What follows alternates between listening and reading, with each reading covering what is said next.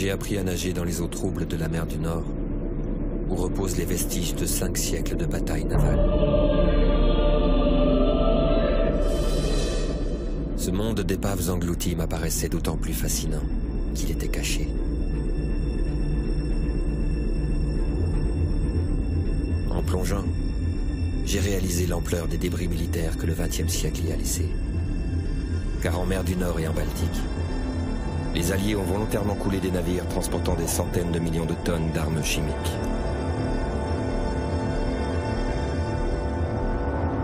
Aujourd'hui, nous multiplions les commémorations des 2 guerres mondiales, tandis que sous l'eau, les fuselages métalliques qui confinent ces substances se corrodent.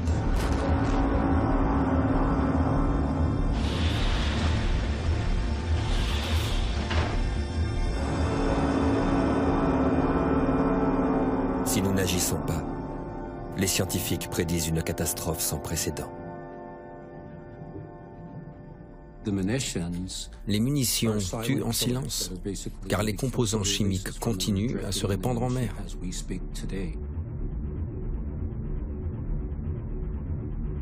Pourquoi ces armes chimiques ont-elles été déversées dans la mer? Comment pouvons-nous réagir afin de protéger les hommes et l'environnement avant qu'il ne soit trop tard?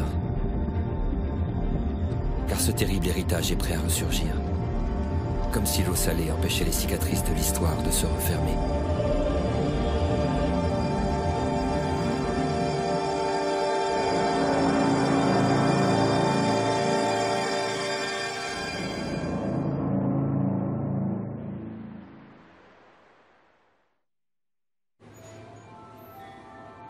Au début du XXe siècle, la mer du Nord devient le lieu d'affrontement des nations industrielles. La France, les Pays-Bas, le Royaume-Uni, la Belgique et l'Allemagne y livrent bataille pour l'hégémonie commerciale et politique.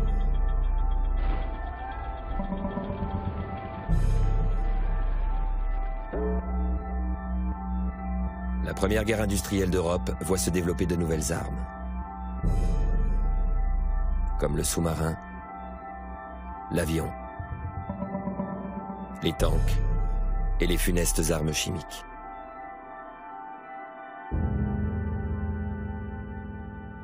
Une arme chimique, c'est 2 choses. C'est d'abord un agent toxique, c'est-à-dire une substance capable d'avoir un effet toxique sur sa cible, en l'occurrence l'homme, puisqu'on est dans le cadre de conflits humains, j'allais dire. Et il faut que cet agent toxique soit couplé à un système de dissémination. Ça peut être une bombe, ça peut être une roquette, ça peut être un aérosol, ça peut être une grenade. Elle a une dimension quasiment psychologique, psychiatrique, très très forte. Elle fait très peur.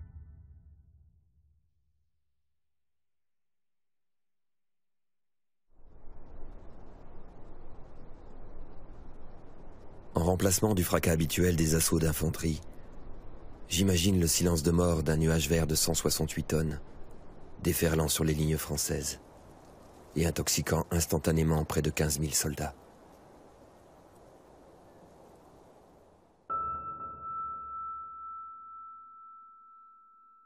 C'est en 1915 que les Allemands utilisent pour la première fois les gaz de combat à base de chlore, près de Ypres, dans les Flandres belges. Le monde venait d'entrer dans l'ère des armes chimiques. Durant la Grande Guerre, tous les belligérants développent des gaz de combat. Les soldats s'en protègent avec des masques plus ou moins sophistiqués. Les substances sont détectables à leurs odeurs.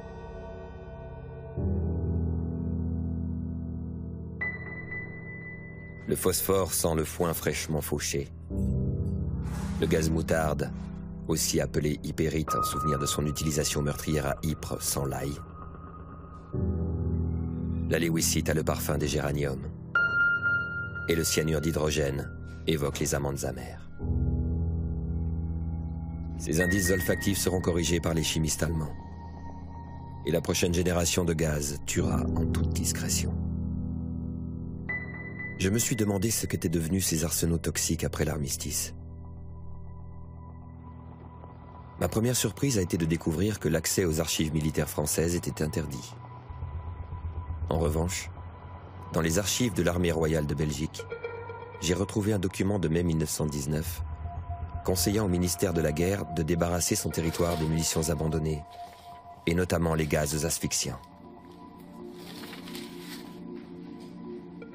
Il y est précisé que le moyen le plus efficace est de noyer ces munitions en mer. Le ministre ordonne alors de déverser les 35 000 tonnes d'armes chimiques sur le banc de sable du Paardenmarkt, à une encablure de la plage huppée de Knock. Parce que ce site est très proche d'une zone densément peuplée, il est aujourd'hui l'un des mieux documentés d'Europe. Les sites d'immersion sont là depuis longtemps, depuis 1919, quand des munitions ont été trouvées en Belgique après la Première Guerre mondiale. C'était surtout des munitions allemandes. Il y a eu de nombreux accidents, des explosions. Donc il fallait se débarrasser de ces dangereuses munitions.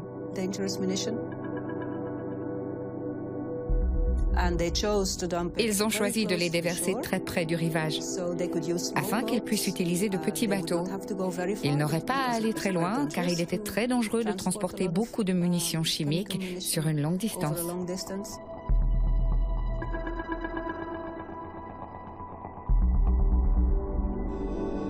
« 35 000 tonnes d'armes chimiques. C'est l'équivalent de plus d'1 millier de nos semi-remorques actuelles, enfouies à quelques centaines de mètres du port industriel de Zeebrugge et de la plage de Knock. En plus du danger que représente cette proximité, la profondeur du site est extrêmement faible, avec certaines zones du dépôt à moins d'1 mètre. Aujourd'hui, les courants ont couvert les bombes d'une pellicule de sable et de sédiments marins. Est-ce l'opacité de la mer du Nord ou les aléas d'une histoire mouvementée qui ont fait disparaître ce site des mémoires? Cela a pris fin, je pense, au printemps 1920. Mais tout le monde l'a oublié. Jusque dans les années 1970, lors de travaux d'entretien sur le port de Zeebrugge. Lorsqu'un dragueur a heurté de gros obstacles au fond de la mer. Disons que c'est quand même une partie de notre patrimoine historique. C'est un relique d'une guerre qui a quand même énormément affecté nos contrées, la Flandre, la Belgique, la France. Et tout à coup, on est confronté à une trace qu'elle a laissée.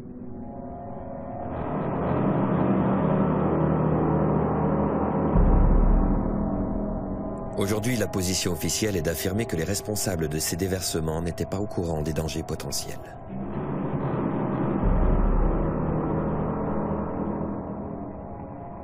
Pourtant, dès 1919, le bourgmestre de Knock s'est alerté à l'idée de déversement chimique face aux plages de sa commune. Il rédige alors un courrier au ministre de la Guerre, dans lequel il livre ses inquiétudes pour la santé du littoral et l'avenir de la pêche côtière. Celui-ci lui répond sèchement « C'est la solution la plus rapide et les dangers évoqués ne se présenteront pas. » Pourtant, on sait maintenant que leur dégradation dans l'eau peut aggraver leur nocivité.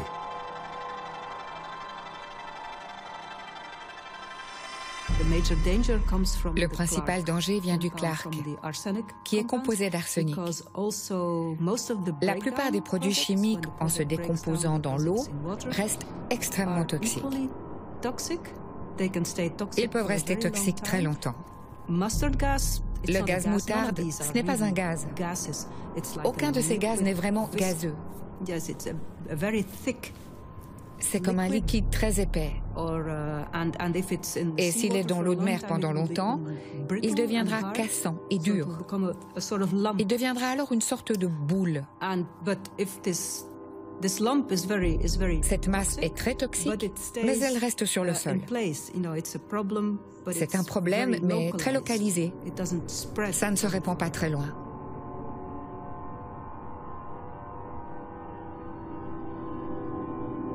Pour des raisons de sécurité, il est interdit de pêcher et de jeter l'ancre dans la zone. Mais la navigation n'y est pas interdite. Et j'y vois toujours voguer l'école de voile de mon enfance.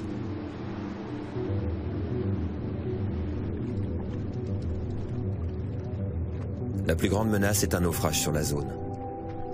D'ailleurs, en 2001, un porte-container s'est échoué à proximité du site.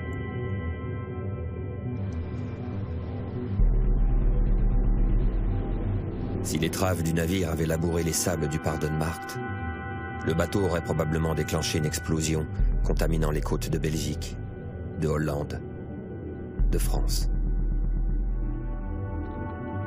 Faut-il attendre une catastrophe maritime sans précédent pour aller inspecter l'état de corrosion des obus? En 1972, un rapport concluait que le fuselage des munitions était relativement en bon état. Mais 40 ans plus tard, nous n'avons aucune idée de l'état des fuselages. Et c'est une chose que nous aimerions savoir. Les fuselages sont peut-être encore intacts, ou peut-être qu'une grande partie est déjà corrodée.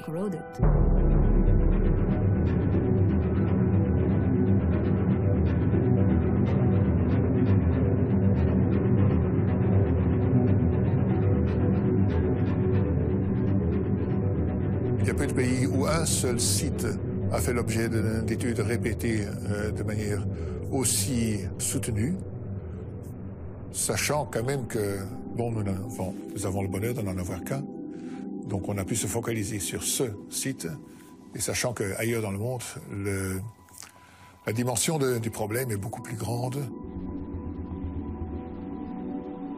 Toutes les côtes de la mer du Nord et de la Baltique sont touchées. Et de nouveaux sites apparaissent. Dans la mer du Nord, on dénombre une 50aine de sites identifiés. Mais ce chiffre ne tient pas compte des nombreux déversements oubliés. Il est donc impossible de recenser précisément tous les sites de dépôt.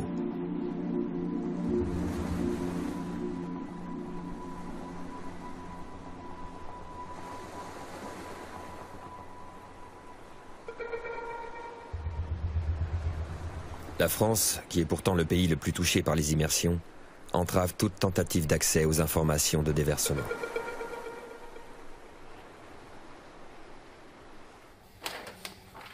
C'est encore dans les archives belges que je découvre un courrier du ministère de la Guerre conseillant de s'inspirer des méthodes anglaises et françaises. Je ne suis apparemment pas le premier à mettre le nez dans ces papiers embarrassants, puisque la note de renseignement concernant la France a disparu. Je ne peux pas imaginer que la France ne possède aucun site de déversement pour les munitions conventionnelles ou les munitions chimiques. Peut-être y en a-t-il, mais nous n'en savons absolument rien. Il y a une véritable culture du secret en France, qui est encore très présente, qui est très différente des cultures anglo-saxonnes, où il y a une réticence à communiquer ces données, quand bien même elles ont 20, 30, 40, 50 ans, voire même 100 ans, de la part du ministère de la Défense. L'armée française refuse tout accès à ces archives classées très secret défense, le plus haut degré de classification militaire.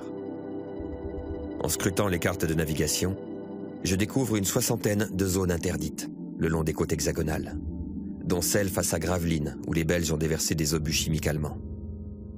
Les archives des journaux régionaux rapportent des immersions quotidiennes près de Dunkerque, à Boulogne-sur-Mer, alors premier port de pêche français, mais aussi à Cherbourg. La production d'armes chimiques se serait-elle interrompue après la Première Guerre mondiale? La France avait été victime pendant la Première Guerre mondiale de l'initiative allemande, et donc la politique française en matière d'armes chimiques a souvent été marquée après cette date par la volonté de ne plus jamais se refaire surprendre par les Allemands. Donc la France a réinitié dès 1921-1922 un programme chimique militaire important, et avec la montée des tensions au début des années 30, eh bien l'ensemble des belligérants, que ce soit la Russie, l'Angleterre, l'Allemagne, y compris les États-Unis, ont initié des programmes militaires chimiques relativement importants.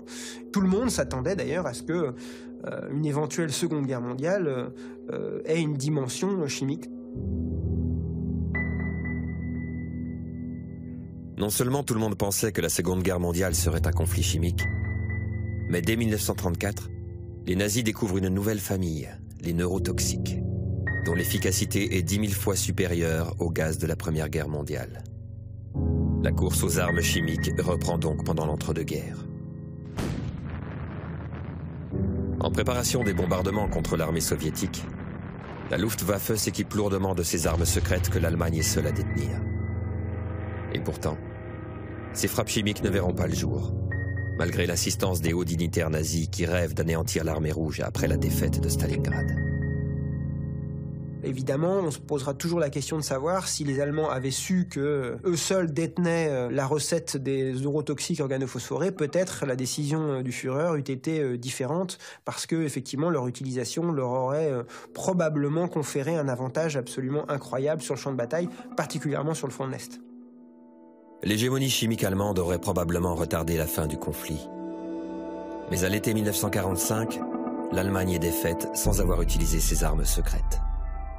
Et son immense arsenal est récupéré par les Alliés. Les vainqueurs se réunissent à Potsdam, où une question embarrassante est soulevée. Que faire des 300 000 tonnes découvertes dans le sillage des vaincus? Comme après la Première Guerre mondiale, il est décidé de déverser ces armes chimiques en mer, mais cette fois dans des fosses de l'océan Atlantique à des profondeurs supérieures à 1000 mètres. Nous savons aujourd'hui que ces destinations lointaines n'ont pas été respectées, puisque les munitions ont été immergées dans la mer Baltique à une profondeur oscillant entre 40 et 100 mètres. Quelles sont les conséquences de ces déversements pour l'homme et l'environnement?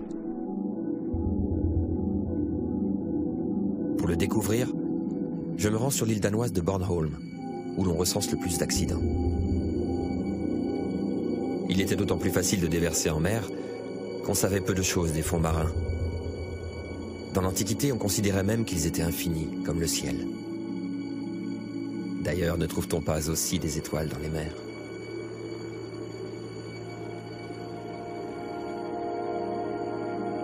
Pendant les manœuvres d'approche du turbopropulseur qui m'emmène sur l'île, je contemple le bleu saphir de la mer la plus polluée du monde.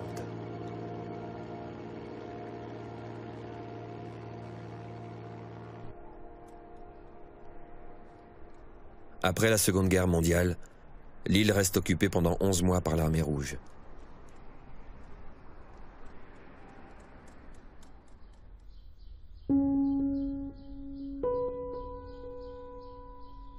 Avant de partir, les Soviétiques déversent des dizaines de milliers de tonnes de gaz moutarde saisis sur le front de l'Est lors de leur percée vers Berlin.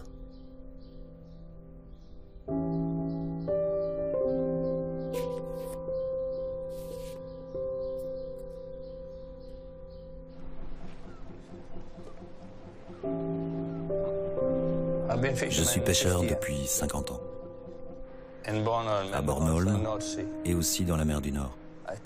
J'ai acheté mon premier bateau en 1972. Et depuis, j'ai toujours eu un bateau. Cela fait presque 45 ans.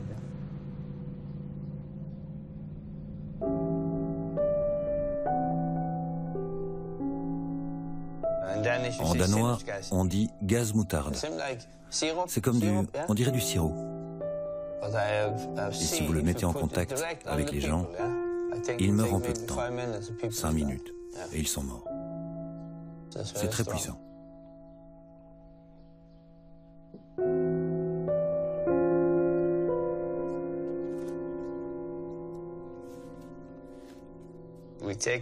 On en a remonté dans la soirée, vers 6 ou 7 heures du soir.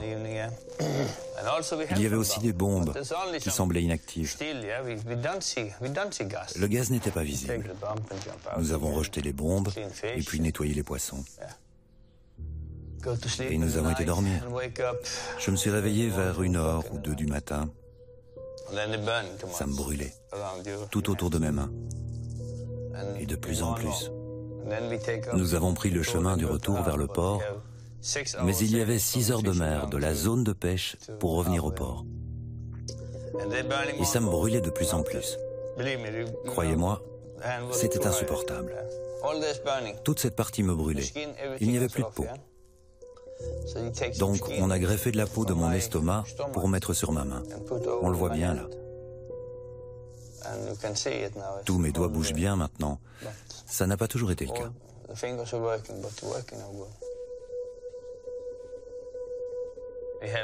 Ici, vous avez la Suède, là c'est Bornholm, Ici, la Pologne, et là, l'Allemagne. Et si on se rapproche un peu, là, vous avez Christians Island, à 12 miles marins de Bornholm. Et la zone est à environ à 12 miles marins à l'est de Christian Island, à l'endroit des 2 bateaux en jaune. On pêche encore dans cette zone maintenant, parce qu'il y a quand même des poissons.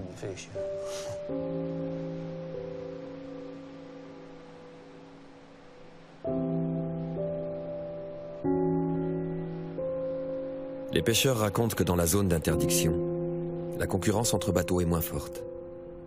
Le problème, c'est que la pêche au chalut racle le fond marin et disperse encore plus les munitions, quand elles n'explosent pas. En 50 ans, plus de 600 accidents se sont produits sur cette poudrière sous-marine. J'ai perdu toute ma peau ici, sur les 2 mains. Et là, j'avais des plaies tellement profondes qu'on a dû me faire une greffe de peau. Quand ils ont appliqué le tissu, je croyais que c'était simplement pour laver les plaies. Donc je leur ai dit, c'est bon, vous pouvez l'enlever maintenant. J'avais l'impression de flotter tellement la douleur était intense. Mais il fallait le laisser. Il fallait le changer tous les jours. Et chaque jour, c'était comme s'il était incrusté dans la plaie. Alors il fallait tirer, puis en remettre un nouveau. C'était extrêmement douloureux. Et j'avais aussi eu du gaz dans les yeux, ce qui fait que je ne me souviens pas précisément de tout. Mais j'étais presque aveugle pendant 1 mois et demi.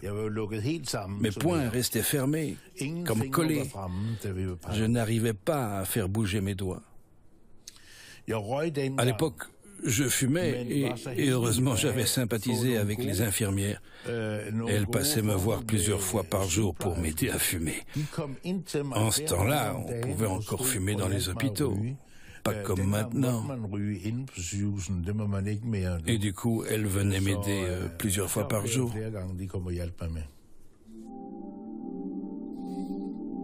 J'ai vu des poissons, oui, effectivement, dans toute la mer Baltique, mais c'est surtout dans certaines zones qu'ils avaient des plaies. Et ces plaies pouvaient être profondes, mais je ne pourrais pas dire si c'était lié au gaz. Ça ressemblait presque à des tumeurs ou à quelque chose dans le genre.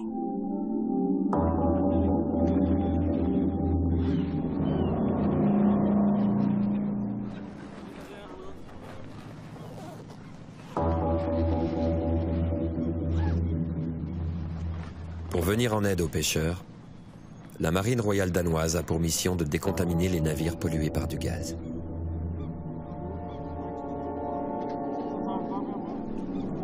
Une unité de démineurs se tient donc prête à intervenir en permanence sur la zone.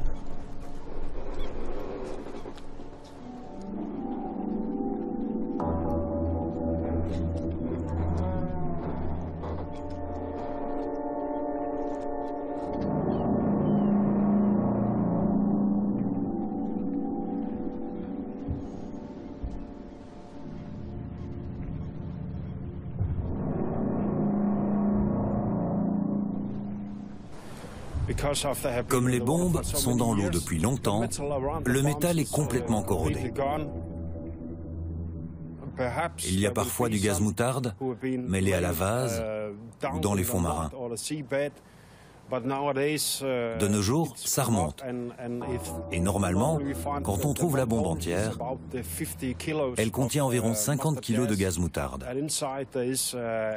Et à l'intérieur, il y a un engin explosif d'environ 3,7 kg. La corrosion est lente, mais bien réelle.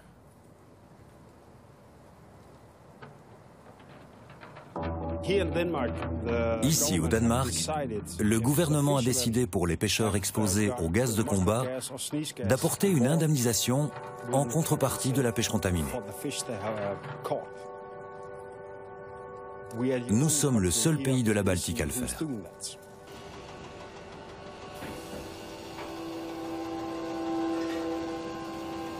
Cette mesure permet à la marine de recueillir des statistiques sur la quantité d'armes chimiques remontées par les pêcheurs.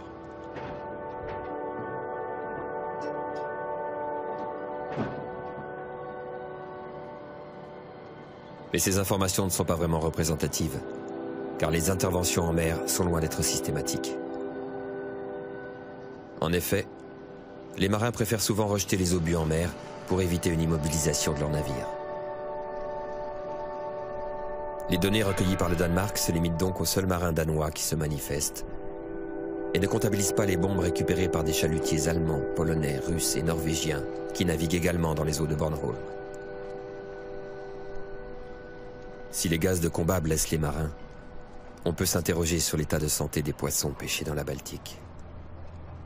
Dans le cadre de notre programme de recherche et d'évaluation des armes chimiques en mer, nous avons étudié les cabillots sur les sites de munitions et en dehors. Sur les sites de déversement, nous avons découvert sur les cabillots des tumeurs, principalement localisées sur les reins et le foie. Mais le plus alarmant, c'est l'incapacité des poissons les plus jeunes à se reproduire. Nous étudions actuellement Bornholm en prélevant des échantillons de poissons et certains se sont déjà révélés positifs.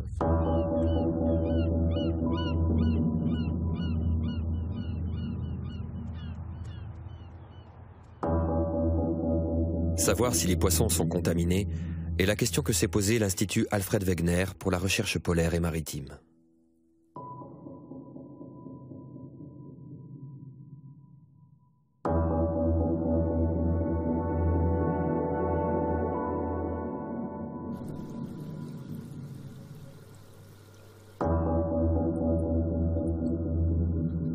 Les scientifiques de l'Institut ont analysé le site de déversement de Bornholm et participé à plusieurs études sur l'introduction d'agents toxiques dans la pyramide alimentaire et dans l'environnement.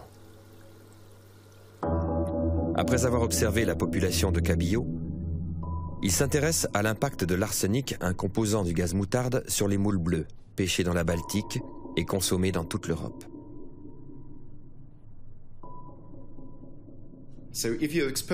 Donc si vous exposez les moules à ces composés, elles les métabolisent. Et elles métabolisent proportionnellement à leur degré d'exposition. Et même au degré d'exposition le plus faible, il y a des effets.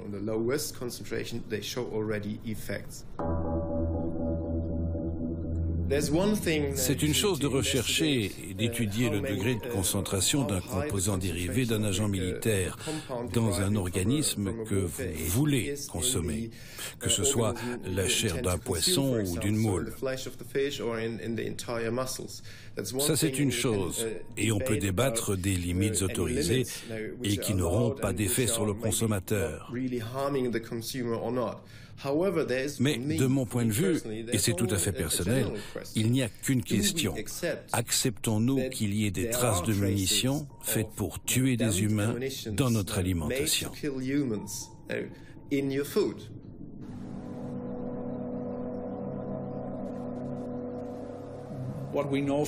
Ce que l'on sait de l'état de l'eau et des sédiments, c'est que partout où les munitions ont été déversées, on trouve des traces de substances qui s'échappent des munitions corrodées au niveau des sédiments, mais aussi dans les eaux profondes. Il y a donc un risque réel de voir les animaux marins métaboliser les substances présentes dans leur environnement.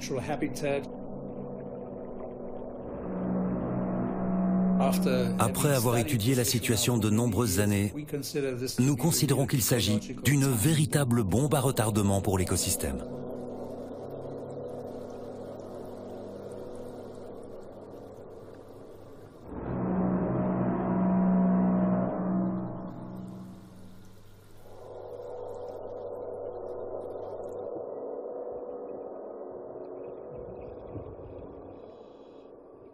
Le problème des armes chimiques vient s'ajouter aux effets du réchauffement climatique et de la pêche industrielle.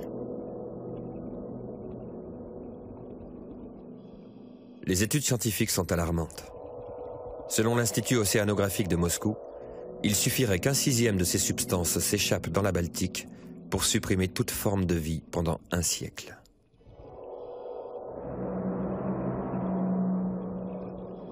Si rien n'est fait, l'océan ne sera probablement plus peuplé que de méduses.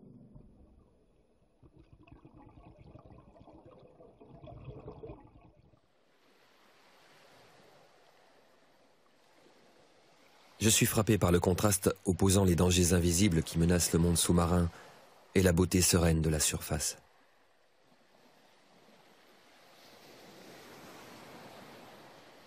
Les plages de dunes qui longent le littoral danois mènent au détroit de Skagerrak, où les eaux de la mer Baltique se mêlent à celles de la mer du Nord.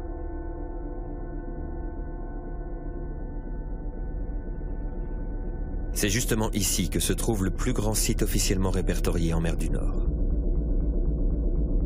Entre 1946 et 1948, les Américains et les Britanniques se sont débarrassés de l'arsenal chimique nazi retrouvé dans leur zone d'occupation, en envoyant par le fond toute une flotte de navires militaires, les cales pleines de produits toxiques, au cours d'une opération appelée David Jones Locker.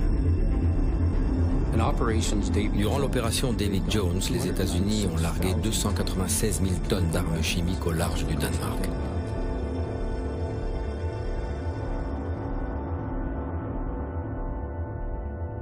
Au départ, il devait y avoir 7 épaves remplies de munitions. Nous avons commencé à enquêter et à chercher les munitions immergées dans les mers danoises et nous avons découvert plus de 20 navires remplis de munitions. Partout dans le monde, là où est indiqué une tonne de munitions, on en trouve des centaines de tonnes. Là où on nous signale un navire, on trouve des dizaines de navires remplis de munitions.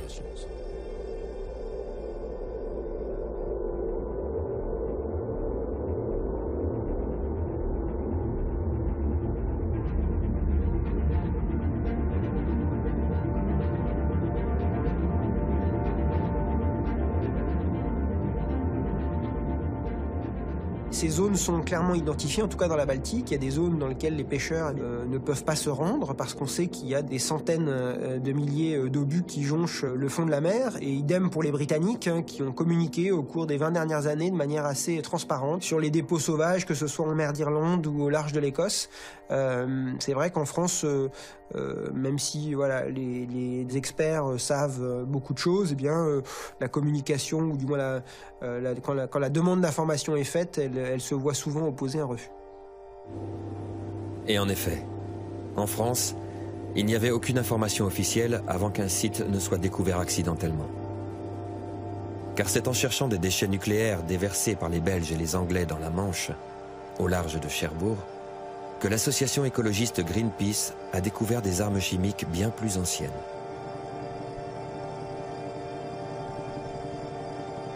Lorsqu'un site sous-marin présente toutes les caractéristiques pour déverser discrètement des déchets, il n'est pas rare d'y voir cohabiter plusieurs strates historiques de nos conflits.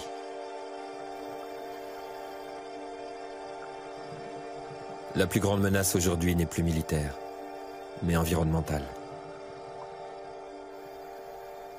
Je me demande pourquoi l'armée française continue de maintenir un secret défense absolu sur les immersions dans ses eaux territoriales. Sur les armes chimiques de 14-18, si vous voulez, c'est pas une question qui met en péril la défense nationale française. Enfin, qu'on m'explique en quoi, voilà, que certains ne veuillent pas trop révéler les pratiques qui ont été faites parce qu'ils craignent une responsabilité de l'État sur d'éventuels dommages en matière d'environnement, ça c'est probablement exact, mais ça relève pas du secret défense. Une fois débarrassées des stocks des 2 guerres mondiales, les munitions chimiques retrouvées sur les champs de bataille ont elles aussi été immergées, jusqu'à ce que la Convention de Londres de 1973 mette un terme à cette pratique.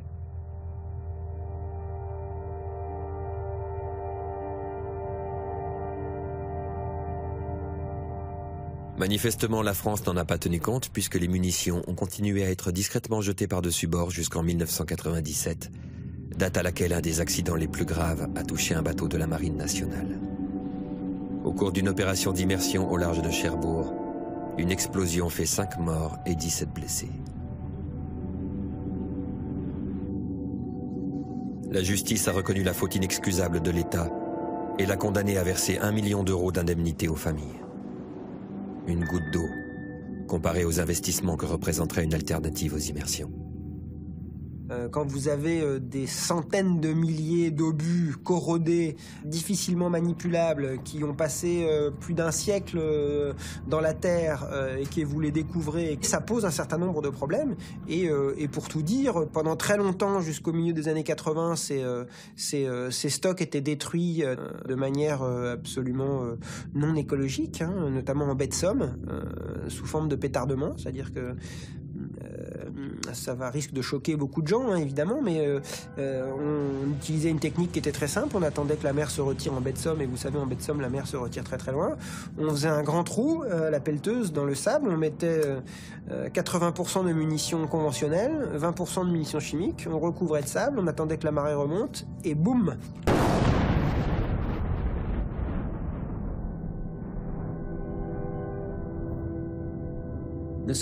Il n'y a aucune différence avec les immersions en mer, parce qu'en les dispersant sur la plage, la marée les remettra dans l'eau.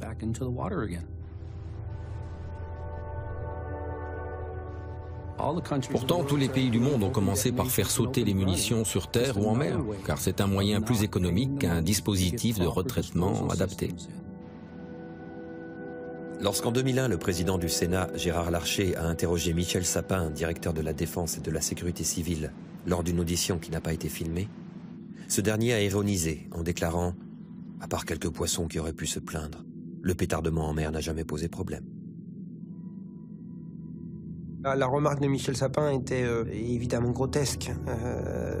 Les poissons sont jamais pleins. On a rarement vu des poissons déposer plainte au tribunal d'instance. Mais d'un point de vue écologique, c'était vraiment une hérésie, ce pétardement en baie de Somme. Et heureusement que ça s'est arrêté. Alors, que doit-on faire? Ramasser les munitions, les détruire de façon écologique. Il faut les faire disparaître. La Convention d'interdiction des armes chimiques, dont la France est signataire depuis 1993, indique que chaque pays est responsable des munitions retrouvées sur son territoire.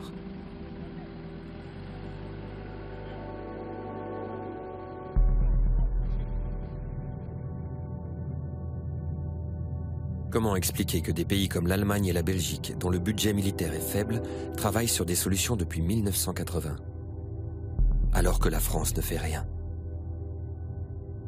La défense hexagonale dispose de la somme abyssale de 34,2 milliards d'euros, l'équivalent de l'armée russe, pourtant considérée comme la deuxième force militaire de la planète.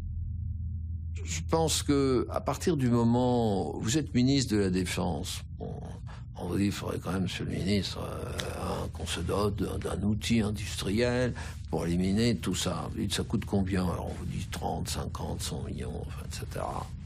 Vous avez un budget très serré, vous dites c'est urgent, qu'est-ce qu'on en fait actuellement? Monsieur le ministre, on les stocke. Bon, on verra plus tard, hein. Repousser à plus tard. C'est ce que fait la France depuis plus de 20 ans. Ainsi, les armes chimiques françaises ont d'abord été entreposées à l'air libre, au milieu d'un champ à Vimy, dans le Pas-de-Calais, au mépris des règles minimales de sécurité pour la population locale. Mais des accidents, des explosions et des fuites de substances toxiques ont pressé le ministère des Armées à déplacer les munitions à la discrétion d'un terrain militaire. Les obus ont donc déménagé à la base de Suippes, dans l'Aube. Ce camp avait déjà hébergé une partie de la force de frappe nucléaire. Et c'est d'ailleurs dans les silos Pluton des missiles Hadès, le dieu des enfers dans la mythologie grecque, qu'ils sont entreposés.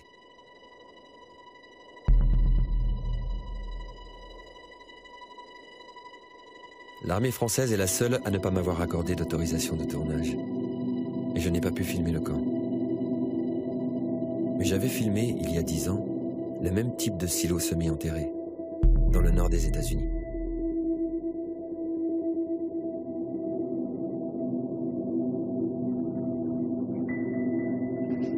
Un siècle après la fin de la Grande Guerre, des munitions historiques croupissent donc dans des alvéoles d'anciens missiles nucléaires. Ce symbole m'interroge sur l'avenir des munitions fabriquées par la Direction générale de l'armement. Car si la France n'est pas capable, pour des raisons uniquement politiques, de prendre en charge des armes centenaires, qu'a-t-elle fait de son important arsenal nucléaire obsolète? C'est toute une question qui hante l'humanité depuis des siècles. C'est qu'à chaque fois qu'une nouvelle technologie apparaît, on se pose pas toujours la question, mais qu'est-ce que ça va devenir? Bon, donc c'est pas nouveau, simplement dans les obus chimiques, on a quand même mis en France un siècle avant d'utiliser des méthodes, disons, comment les qualifier, de technologie avancée. La technologie choisie par la France pour détruire tardivement son arsenal chimique terrestre sera exploitée par un programme de démantèlement appelé Sequoia. Sequoia n'est pas un nouveau trait d'esprit de Michel Sapin, mais une usine militaire actuellement en construction dans l'Aube que je n'ai pas été autorisé à filmer. Ces refus systématiques à mes demandes émanent d'une des structures les plus opaques de l'État français, la Direction Générale de l'Armement. La DGA a confié la construction de l'usine à un groupe militaro-industriel, rapidement poursuivi en justice pour trafic d'influence et pots de vin. Le projet Sequoia, 20 ans après son lancement, n'est toujours pas opérationnel. Vous savez, en matière de corruption, pas particulièrement à la défense, mais la France n'est pas bien située. Et, toutes les évaluations de transparence internationale, notamment, montrent qu'on a de grands progrès à faire. On a perdu effectivement ces 20 ans par rapport aux Belges et aux Allemands, ce qui est d'autant plus dommage que nous avons, avec les Belges, les stocks de munitions chimiques anciennes les plus importants. Afin de mettre un terme aux immersions en mer de ces munitions, l'armée belge a développé un centre de démantèlement à Poelcapelle, qui fonctionne depuis une vingtaine d'années, malgré un budget militaire restreint.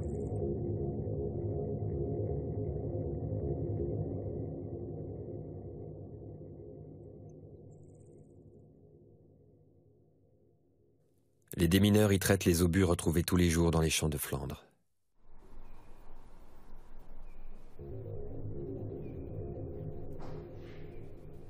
Ce que vous voyez ici, c'est une partie des munitions de la Première Guerre mondiale que l'on a retrouvées dans notre zone. Pour nous, c'est un peu une sorte de bibliothèque dans le sens où on y garde une référence des munitions.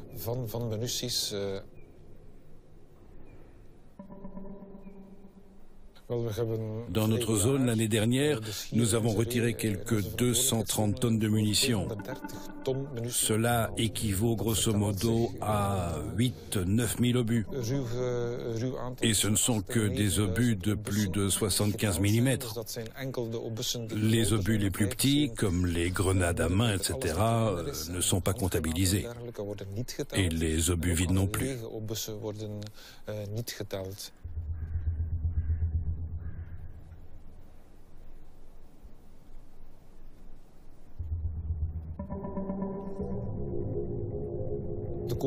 Il n'y aura pas de changement au cours des prochaines décennies. Nous estimons que le nombre de munitions déterrées tous les ans restera plus ou moins constant pour les 30, 40 ou 50 années à venir. Nous allons donc continuer notre travail quotidien de déminage. Le centre propose une solution au traitement des très nombreuses munitions terrestres. Le site pourrait-il prendre en charge les 35 000 tonnes d'armes englouties face à Knock? La capacité de destruction de ces armes est quand même très limitée. C'est un travail encore très manuel. Obus par obus doit être inspecté, visualisé. Donc la masse explosive doit être localisée et cela passe au rayon X. Donc il y a encore une manutention très importante qui s'impose. Dans notre travail, on ne peut pas exclure les accidents. Il arrive donc en effet régulièrement qu'il y ait des incidents. Les problèmes que nous rencontrons le plus souvent sont des brûlures dues au gaz moutarde, à l'hypérite. Et puis, il y a de plus petits incidents, des munitions qui s'enflamment ou qui explosent, causant des blessures.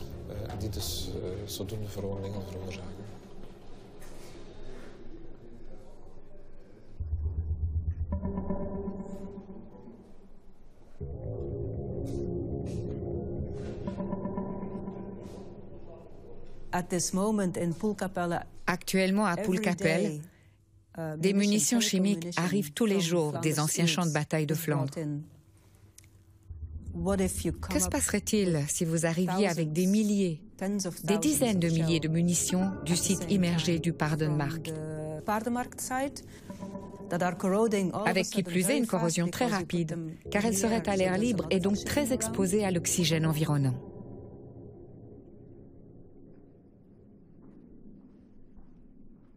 Je suis convaincu que si l'on ne retire pas ces munitions, les océans vont mourir. C'est une question de temps. Ce que nous devons faire maintenant, c'est développer un traité international, une fondation internationale pour s'occuper de ces sites. Nous pouvons les nettoyer.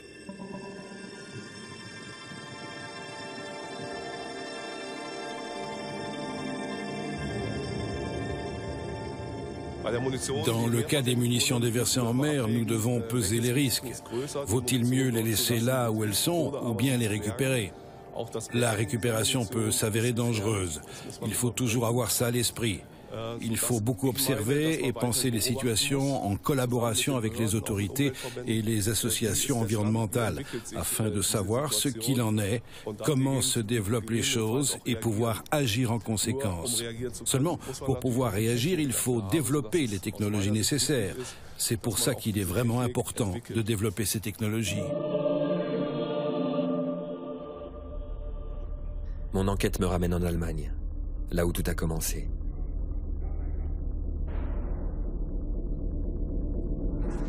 Le camp de Münster, un épicentre du programme chimique allemand pendant la Première et la Seconde Guerre mondiale, est situé au cœur d'une épaisse forêt, aujourd'hui encore lourdement contaminée.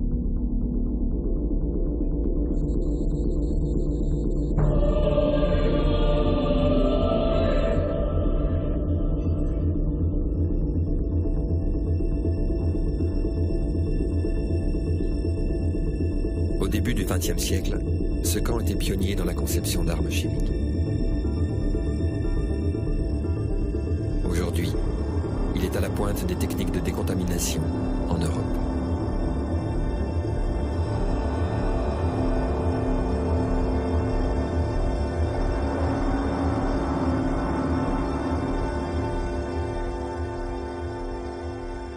L'Organisation pour l'interdiction des armes chimiques a sollicité le savoir-faire allemand pour détruire le gaz moutarde, le chlore et le sarin saisi récemment en Syrie.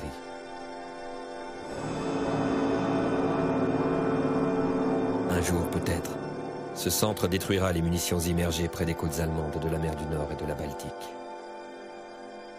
Pour le moment, les solutions concernent essentiellement les armes retrouvées à terre. La question des munitions immergées et des dégâts qu'elles produisent est encore devant nous. Nous ne devons plus laisser cela aux mains des seuls militaires. Nous devons créer une autorité civile pour développer des solutions et retraiter ces munitions. Tant que les autorités militaires seront seules à s'en occuper, si elles ont le choix entre acheter un tank, un avion ou un bateau et nettoyer un site avec des munitions, à votre avis, quel sera leur choix? Depuis 1997, en Allemagne, c'est une entreprise publique qui prend en charge le démantèlement et la décontamination pour le compte du ministère fédéral de la Défense. La communication, même dans une forme d'expression militaire, se doit d'être transparente. Notre stratégie est de rester le plus transparent possible pour que la population soit un maximum impliquée dans notre travail et qu'elle n'ait pas l'impression qu'il se passe des choses dans son dos.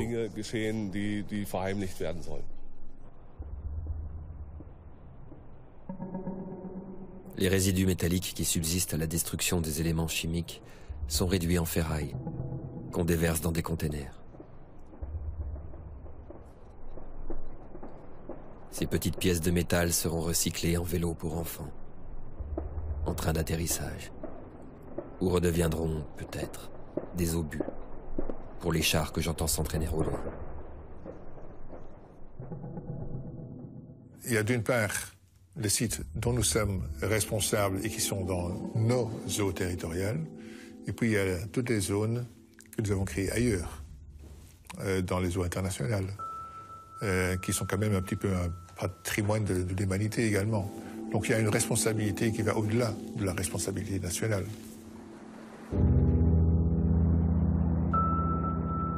Il y a 10 000 ans, la mer du Nord n'existait pas. Et une immense forêt reliait la France à l'Angleterre.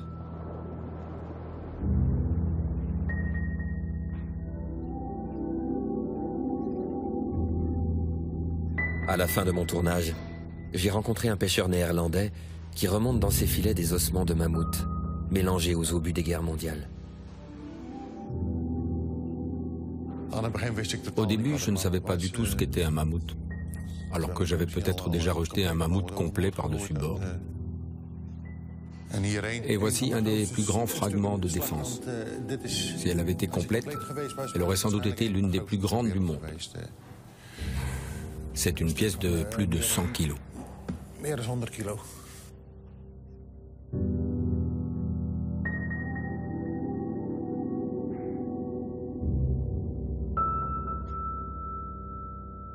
Cette découverte m'a fait réaliser la durée de nos pollutions. Ces traces que nous laissons dans notre sillage. Ces fossiles proviennent d'une époque où la mer du Nord n'existait pas, alors que les armes chimiques empoisonneront probablement la mer pour les siècles à venir. Car que restera-t-il de notre civilisation, sinon ces déchets ?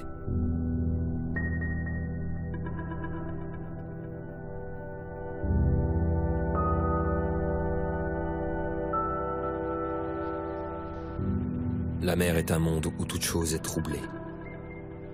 Même notre passé s'y transforme en oubli.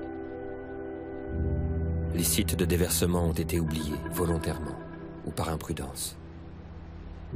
Or, c'est justement l'oubli qui représente le plus grand des dangers.